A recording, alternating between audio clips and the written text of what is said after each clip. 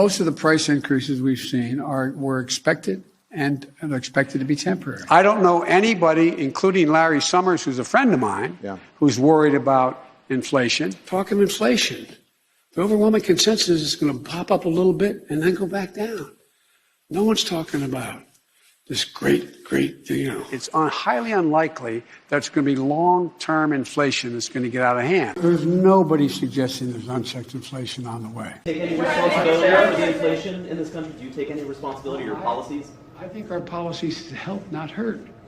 Think about what they say. The vast majority of the economists think that this is going to be a real tough problem to solve, but it's not because of spending. We brought down the deficit. The bottom line is, how much does America owe? How much in the hole are we going? We're reducing.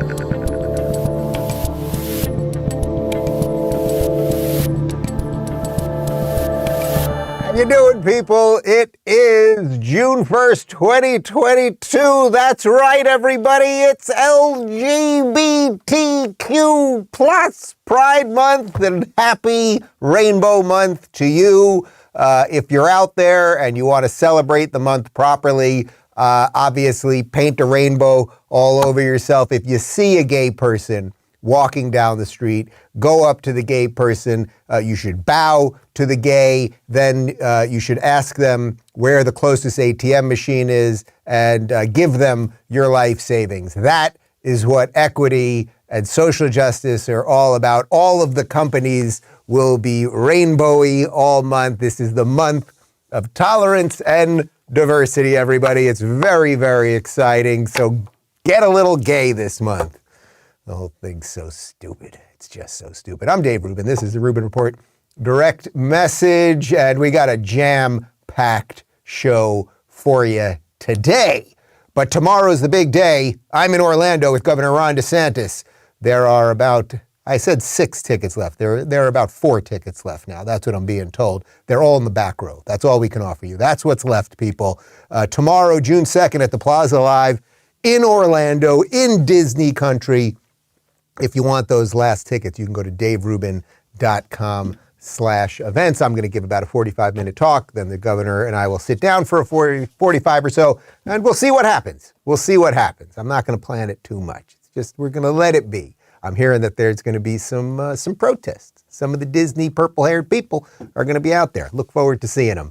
And then on the 3rd, we've got a big Rubin Report Locals Community Breakfast. I'm footing the bill for breakfast for everybody, and if you want to join us for that, you can check out more information at rubinreport.locals.com. Today, we are going to be talking about that little cold open we just did there, the nonsense, the utter nonsense by the elderly gentleman pretending to be President Joe Biden and his administration, his clown car administration of people who have consistently got everything wrong. But for them, fortunately, they have Democrat privilege, which is the privilege to constantly get everything wrong, either intentionally or not, and never get fired, never get punished, never have the media call you out. So we're going to start really with Elon Musk, who has just had it with the Democrats. He's going all in. And I think it's like, this is like Street Fighter right now, or Mortal Kombat. Choose your fighter. Do you want the guy who's sending us to Mars? Do you want the guy who's building electric cars? Do you want the guy who's fighting for free speech? Or do you want a bunch of bureaucratic buffoons who just want your money and your attention and all of that stuff? Pick a side, people. The time is here because inflation is getting out of control. And either you think that government, bureaucrats, and middlemen who've never accomplished anything can fix it, or you think perhaps human ingenuity and the individual and new ways of thinking are the ways to fix it. Or perhaps even going back to that old C word, not that C word, and not that other C word, capitalism. Perhaps that's the way we can fix this. Oh, and last night, I went out to dinner with this guy. You might remember this guy. Remember that? That's JP. That's Jordan Peterson. Had dinner in Miami last night, and we're going to be doing some podcasts and some special stuff live in July, so stay tuned for that. Okay, before we get to Biden, the inflation situation and the ridiculous, not only the ridiculous response from the administration, but the way the media tries to cover it up, and then they get to the point where they can't cover it up, so then they kind of begrudgingly have to tell you something true every now and again. But before we get to that, let me talk to you real quick about real estate agents I trust. You know, buying or selling a home is already stressful. It's one of the most stressful things you can do, and it can be 10 times worse if you're not working with the right agent. Generally speaking, our homes are our biggest investment.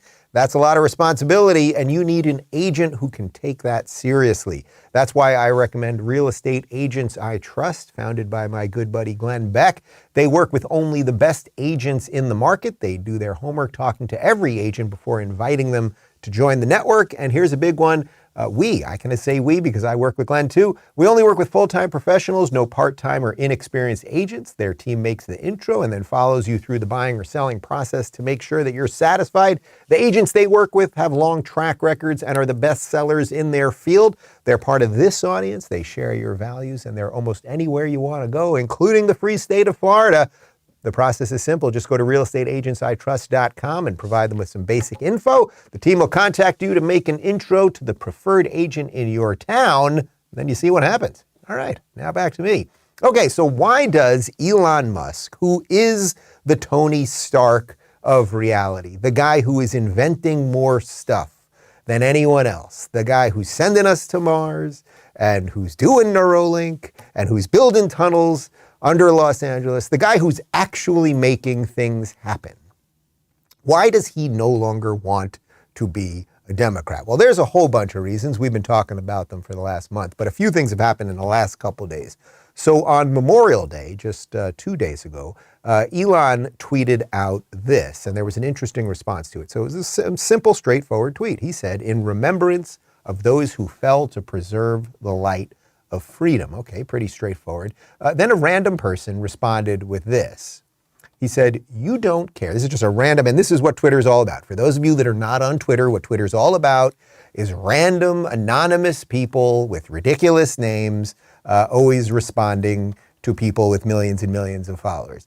"You don't care about freedom, Elon. If you did, you wouldn't be supporting Donald Trump." Now come back to me for a second before we get to Elon's response, because that's where it gets interesting.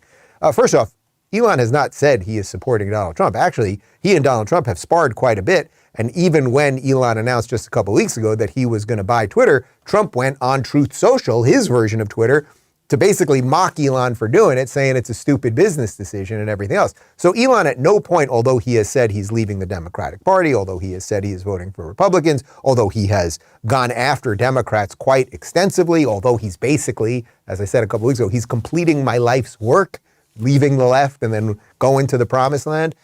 In no way has he said he is a Donald Trump supporter. So this is just a random person who says that. But then Elon responded, and here's where it gets interesting. He said, "I support free speech, but not any one candidate. In fact, I gave money to and voted for Hillary and then voted for Biden. However, given unprovoked attacks by leading Democrats against me and a very cold shoulder to Tesla and SpaceX, I intend to vote Republican in November." Now, this is pretty interesting because I think there's a lot of reasons not to vote for Democrats. I've gone into them quite extensively over the last few years of my life. I think most of you guys get it. The progressives have completely ransacked whatever was left of a sort of sane liberal Democrat party. There are no centrist Democrats at this point. If you're a centrist Democrat, with the exception maybe of Joe Manchin and Kyrsten Sinema, in effect, you're a Republican at this point. But what's also interesting about this is as Elon Musk creates electric cars, sends rockets into space, builds these underground tunnels, does Neuralink, all of this incredible stuff that he's doing, the government is putting up roadblocks all along the way. The government, which does not build anything well, does not do really anything well. It does things that are very expensive and things that are very cumbersome, but it very rarely innovates well. When's the last time the government innovated anything? It just doesn't. So here's a couple of reasons that he's fighting with them, specifically related to Tesla and SpaceX. This is from Forbes just a couple months ago. A few hours before Tesla reported record profit and sales for 2021, President Joe Biden met with the company's biggest competitors at the White House to applaud their efforts, with Tesla CEO Elon Musk notably absent. The tech billionaire later took to Twitter to attack Biden. He unloaded on the president on Thursday after Biden posted a tweet with GM's Mary Barra. Starts with a T, ends with an A, ESL in the middle, Musk wrote, following it up with insults. "Biden is a damp sock puppet in human form," he tweeted. Biden is treating the American public like fools. So what's fascinating about this is, look, I have come to the belief that at this point, the Democrats are intentionally crashing the economy. They want to get us off fossil fuels. So they want to lead us all to their Green New Deal. They want to lead us all to electric cars, et cetera, et cetera. Elon Musk and Tesla are by far and away heads and tails beyond and in front of everything else in that department. I have a Tesla. It is awesome. I just over the weekend, I drove across Florida, across Alligator Alley. It is the most fun thing to drive. It's so innovative and awesome and cool. And you go to the supercharger station and you fill it up real quick, blah, blah, blah. I don't have to sell Tesla on you. But the point is that as they are trying to get us all off fossil fuels, as they're telling us that everyone should get an electric car, what does Biden do? Instead of inviting the guy who is innovating at the highest level, bringing Teslas out to the market, right? And has been doing it for years. Instead of inviting him to the White House, he invites all their competitors. So he's saying, I don't like you. We, the administration, don't like you because you do not bow to us. And then Elon's basically saying, you suck. That's where we're at with that. So now let's go to SpaceX. This is from September 2021, CNBC. After SpaceX completed a historic private space flight on Saturday, CEO Elon Musk took a potshot at President Joe Biden, who had yet to remark on the company's and the civilian flight crew's accomplishments. One of Musk's 60 million followers on the social networking platform Twitter asked him, the President of the United States has refused to even acknowledge the 4 newest American astronauts who helped raise hundreds of millions of dollars for St. Jude. What's your theory on why that is? Musk replied, he's still sleeping. So now think about this again. Elon Musk rockets into space. Is NASA doing much these days? Could NASA even get us back to the moon at this point? Do you think the government is hiring the best of the best when it comes to engineers and scientists and everything else? Of course not. They're all going to private companies. It is a dream of anyone that is a true scientist at this point. If you're a true engineer, you're a rocket scientist, whatever you might be, is your goal like, man, I want to work with the best of the best over at the United States government in a fluorescent room with green floors? Or do I want to work at SpaceX? Or do I want to work on the Neuralink project, et cetera, or on gene splicing or any of the other things that have nothing to do with anything that the government is competent at? So again, it's like, here he goes, he sends a rocket out to space, pretty cool, astronauts out there again. NASA's not doing much these days. Not a word from the White House. The White House, because they seemingly only want people that do things through the government, kind of is afraid of Elon Musk. I would say legitimately afraid of Elon Musk.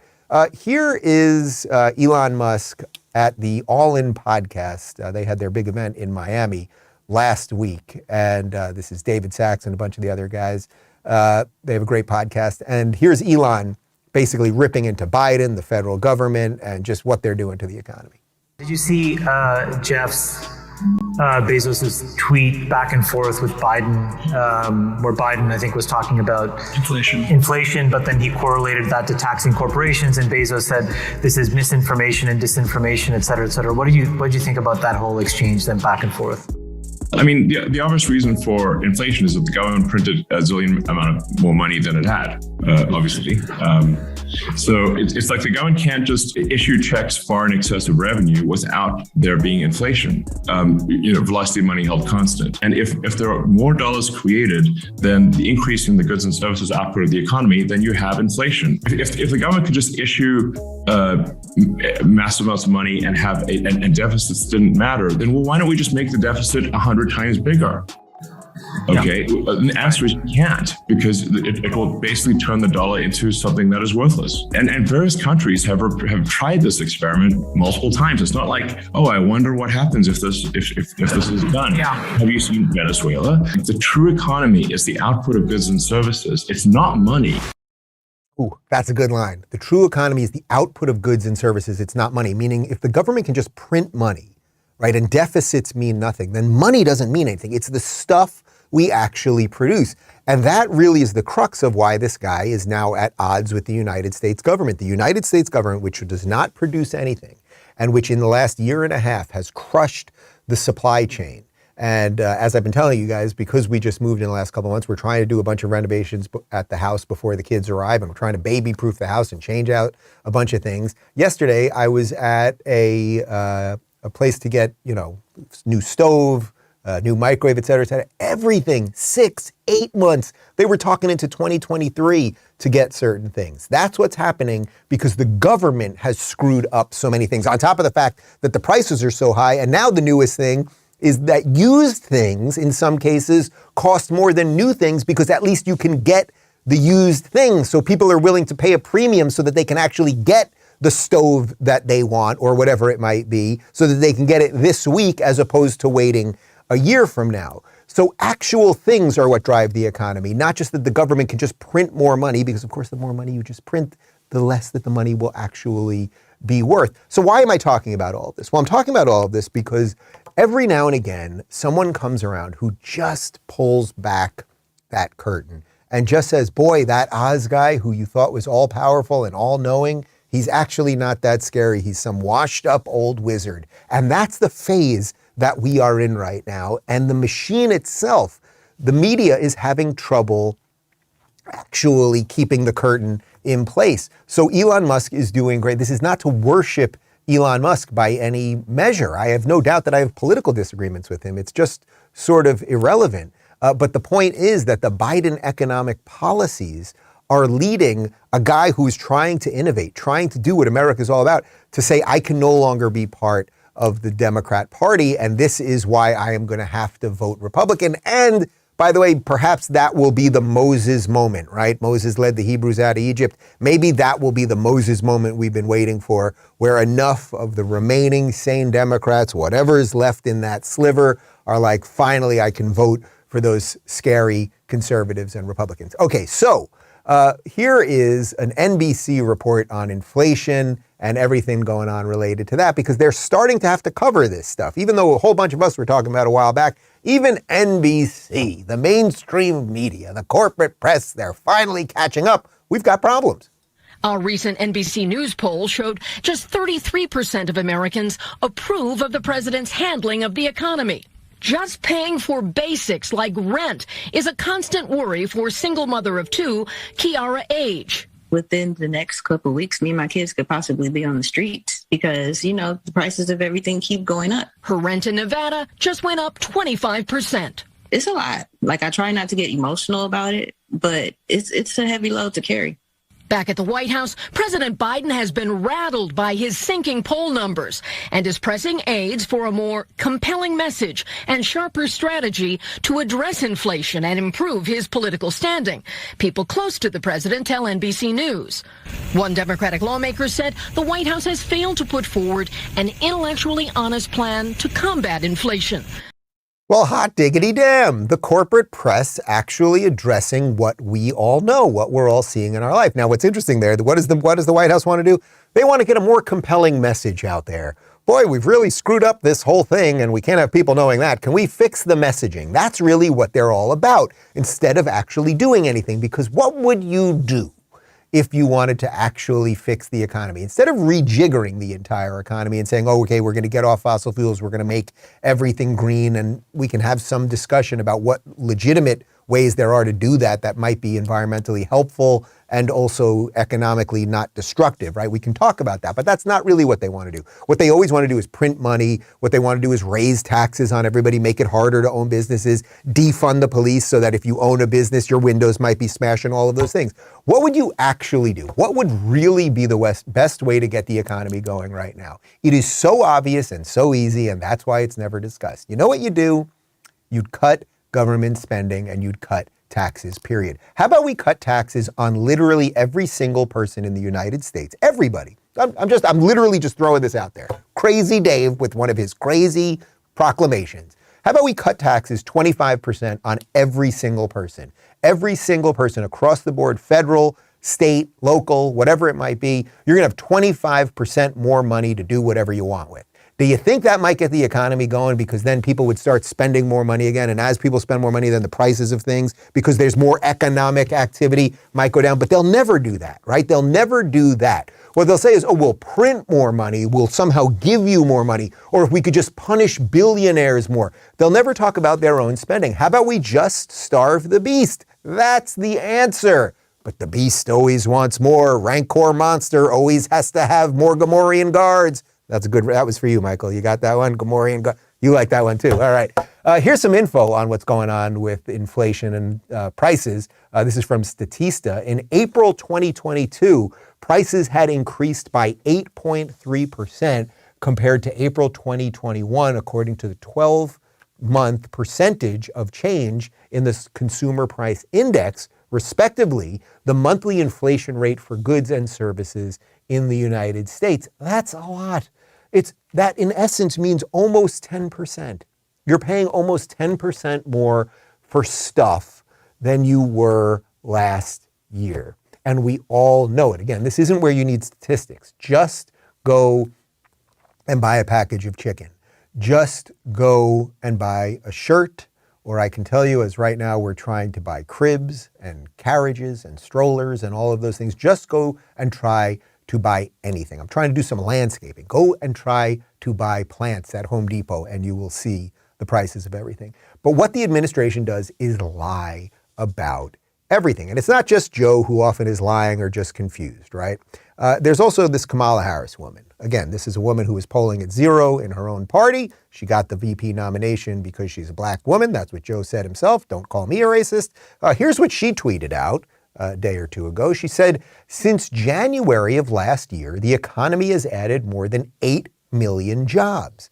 Businesses have reopened their doors. Schools are back in person. And while there is more work to be done, we have made real progress in getting our economy back on track. Now, this is a complete lie. This is a complete lie. And here's CNBC debunking that very lie. The economy, and this is an important point, hasn't added one single job from the 2019 high watermark. Not one. All the jobs that we have seen gained are recovered jobs that were lost. We are not yet producing new jobs. In fact, we're still about nearly 4 million jobs short. You get that? That's the difference between recovered jobs and new jobs, right? Recovered jobs and adding jobs. Kamala said we added jobs. No, because if you went back to 2019 when the economy was chugging along and things were going real well, and there was this orange guy, what was his name again? It started with the T, Trump. This Trump guy was president. Remember him with the crazy hair and everything? And he was always eating McDonald's and with the ketchup and the well-done steak. That guy was president. Things were going great. And then, of course, COVID came and then the Democrat riots and all that other stuff.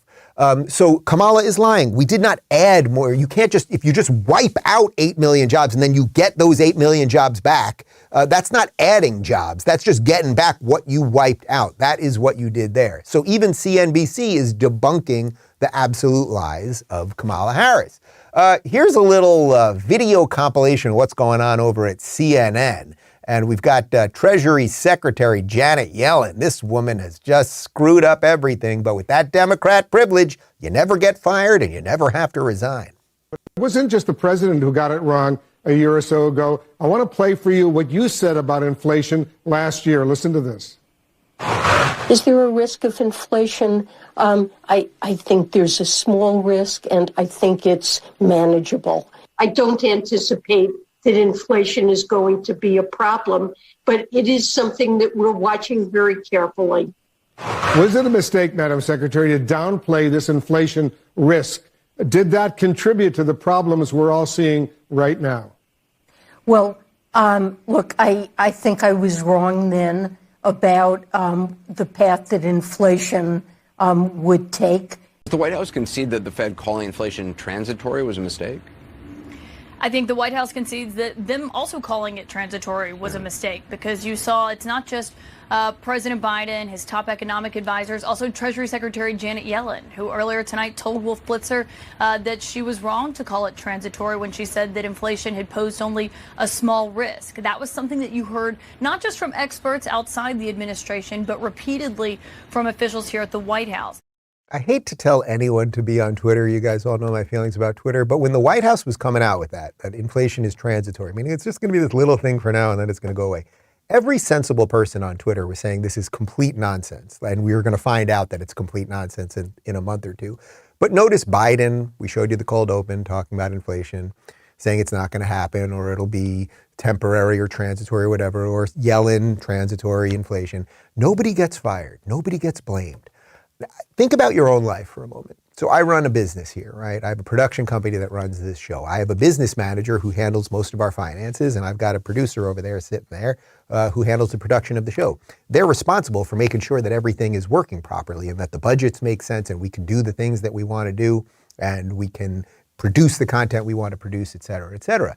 If I found out that they were spending far more money than we had, or that they were cooking the books, or they forgot to carry the one, that's a big one, I would probably fire somebody. Michael, I'm looking at you. You could be in a lot of trouble. So that is the point. Nobody gets fired. But I think in their world, they're writing it off. They just don't know what a write-off is, but they're the ones who are writing it off. There's a little Seinfeld for you. You get the point. They all just fail up and they don't actually produce anything. But what's interesting is there's been a little shift in the mainstream media. They're starting to ask the right questions, right? So I try to give credit where credit is due. Wolf is kind of addressing the right question with Janet Yellen. And here's CNN kind of admitting that maybe this has a little something to do with Biden and his policies. Road trips are going to be way more expensive this summer. We now have 9 states where the average is $4.90 a gallon or higher, the latest being Arizona, Illinois, and New York. California now stands at $6.15 a gallon. As Pete mentioned, the national average, $4.62 a gallon. That's up 44 cents from a month ago. The problem is that supply just cannot keep up with really strong demand as people travel more. The problem is that supply can't keep up with demand. Well, it was keeping up with demand until Joe Biden became president. And we do know this has nothing to do with Ukraine because in the year that Biden was president before Ukraine and Russia, gas still went up $1 a gallon. We've covered that many times, but they're at least addressing there are some problems right now and things are expensive and people are going to have to spend more on their road trips and everything else. Here's ABC's Jonathan Karl talking about inflation, and he doesn't want to admit it, but he sort of has to. If you look at the numbers, inflation really started to rise almost exactly when Biden came in the White House. Now, obviously, well, that argues my point, doesn't it? But look at this chart on gas prices just since February. If you look at it is a shocking increase that doesn't correspond. You gotta love it. Like they're just such activists that even as he's saying, well, it has something to do with Biden. Like they're just so awful. But they cannot hide the truth when it's so obviously right in front of you, right? That's the thing. So now let's shift over to what the administration and what the White House is saying about all of this. This is a spectacular compilation. You guys know this new White House press secretary, Karine Jean-Pierre. She's a black lesbian. It's Pride Month, people. I'm trying to give credit where credit is due, okay? Spectacular black lesbian, one of the best. She is one of the top 5 black lesbians that we have in America right now. Here she is, a little compilation explaining what the White House is doing about all this inflation stuff. Is it a problem? Is it a hardship? Is it a crisis? What is it that people are facing? It is, we're just in a difficult time right now with this inflation. That's why he's doing everything that he can. Does President Biden take any responsibility for his policies potentially contributing to inflation? His policies has helped the economy get back on its feet. That's what his policies has done. When we talk about the gas prices right now, this is indeed Putin's gas hike. This is what we have seen in the most recent months of what we've seen at the gas pump. And in some places in this country now, a gallon of gas costs more than people on the federal minimum wage are making in an hour. What does the White House want these people to do? Just stop driving to work? Look, the president understands what it feels like. Deese just spoke about this. Brian Deese was just here and talked about how he understands what it means for people who are sitting at their kitchen table and see gas prices go up. He understands that feeling personally, or seeing prices of groceries go up in the grocery. All right, first off, before I address anything she said there, right before I brought that clip out, I said that she's a top 5 black lesbian. My guys did some Googling as we were showing that, so we want to list out some other black lesbians, and you decide. It's not really for me to say who a top 5 black lesbian is, but we got a couple other black lesbians here. We got Linda Bellos. I have no idea who that is. Angela Davis. I don't know who that is. Storm DeLavare. I don't know who that is. Jackie Kay. I don't know who that is. Are you just making up names? What is this? Lori Lightfoot. Lori Lightfoot, definitely a top 5 black lesbian. Audra Lorde, I don't know who that is. And Wanda Sykes. I do know Wanda Sykes, comedian Wanda Sykes. So I think it's a fair statement to say, I know the fact checkers and the disinformation people are going to be all over me. She's not a top 5 black lesbian, but I think by what I just read there, she absolutely is. As per the content of what she said right there, I mean, a couple of great lines. We're just in a difficult time. Guys, the shit's hitting the fan. What do you want us to do about it? His policies has helped the economy get back on its feet. No, it's actually done the reverse of that. And finally, Joe Biden, he understands what it feels like. I mean, the guy does not even know where he is. So the point is, she's just repeating. It's just drivel. It's just drivelous nonsense. And speaking of drivelous nonsense, here is Biden's director of the National Economic Council, Brian Deese, defending their economic policies. Look, I think that what the president has done with respect to communications has been to consistently explain to the American people where we are and where we need to go, and that continues to be the way that he approaches this issue, and very much from the perspective of what it feels like to sit around a dining room table or a kitchen table in this country, because that's his lived experience, and that's the way that he approaches these economic policy questions. And so he understands that right now the top issue on people's minds is prices at the gas station, prices at the grocery store, and he's made very clear, and he's communicating very clearly that that's his top economic priority. Guys, don't freak out. Sure, you can't get baby formula. Sure, everything's super expensive. You can't fill up the tank with gas.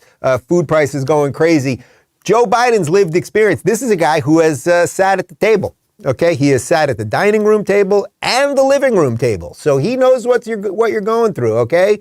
Dining room and living room. If there's a table and a chair, Joe Biden has sat on it. So he knows what's going on. This idea, his lived experience, you absolute clowns. This is what I mean about these are just bureaucratic buffoons who all they do is read poorly written scripts. They cannot accomplish anything. They deserve none of certainly of our money, but they don't deserve our respect or our attention or anything else. So now, what do we do here at the Rubin Report? We try to give you some solutions. So what should you do? And what should you be convincing your friends to do? Well, don't listen to me. Let's listen to that Elon Musk fella.